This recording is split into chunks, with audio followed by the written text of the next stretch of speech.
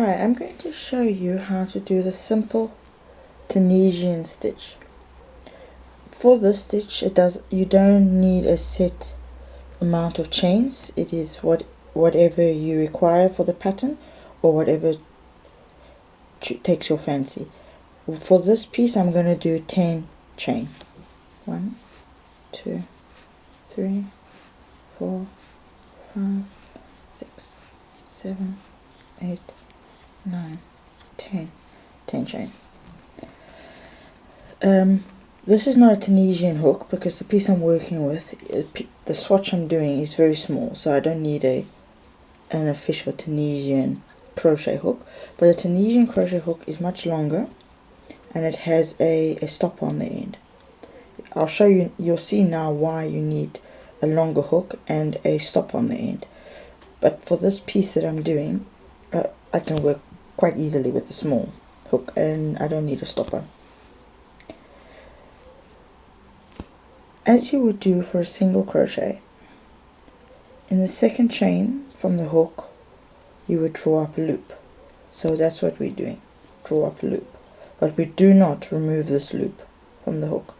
We put the hook into this next chain and pull up a loop. And we do the same for all the chains across. So all your stitches with Tunisian crochet, you always work with all your stitches on the hook. That is why a longer hook is required and one with a stopper. Otherwise, your work falls off the back. So I'm just going to pick up a loop from every chain,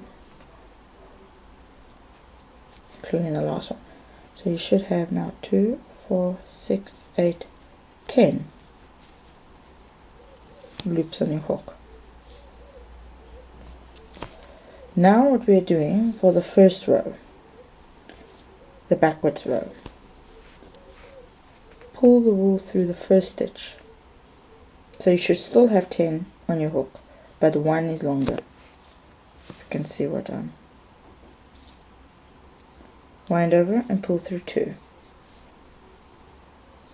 Wind over, pull through 2. Wind over, pull through 2. Wind over, pull through 2, and continue like this till the end of the row.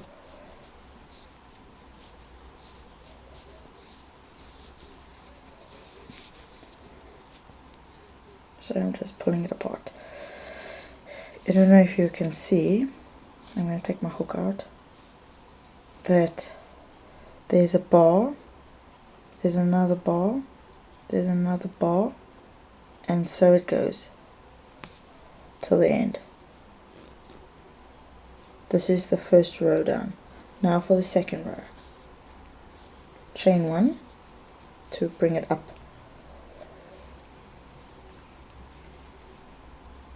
Not the first bar, but the second bar.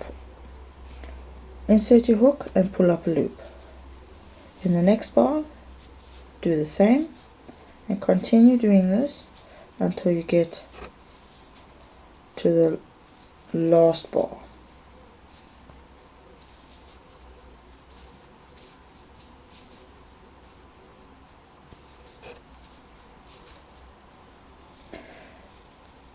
Now for the last stitch, it's right on the edge, it's on the end.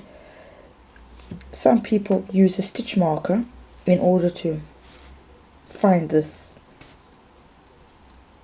stitch right at the end. Let me try and zoom in so you can see. So don't forget that, otherwise you are going to have a slope. It won't, your work won't end with a straight edge. So you should have 10, 2, 4, 6, 8, 10 loops on the hook. Okay. Now we go through the first loop on the hook. And now pull through to all the way through.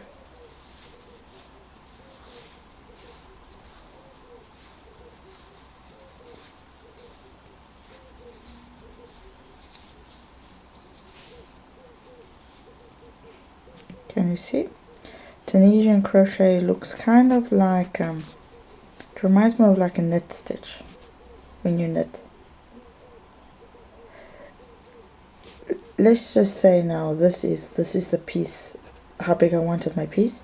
To finish off, you have to finish off after you've done a backwards row. Then you can finish off. You cannot finish off if you're going to go forward. And so I've done a backwards row now. So I've ended with little, looks like little blocks. To finish off, you can only finish off on a row that's been completed like this. So it is the backwards row, not the forwards row.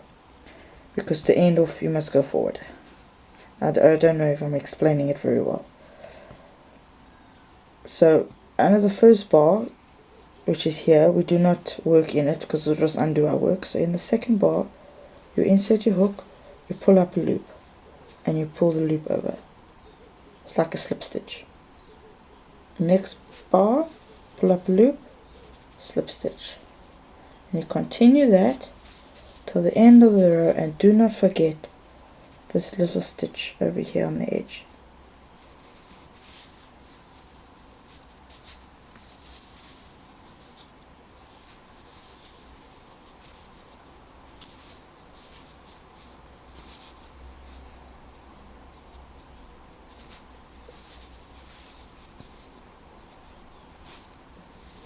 And this stitch is very nice for dishcloths.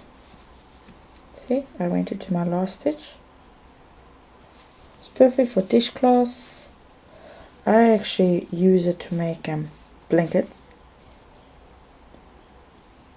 because it's quite a solid, thick stitch in that there's no gaps, and it actually does look kind of pretty when you use two different colors, because then the bars are one color and the underneath can be a different color.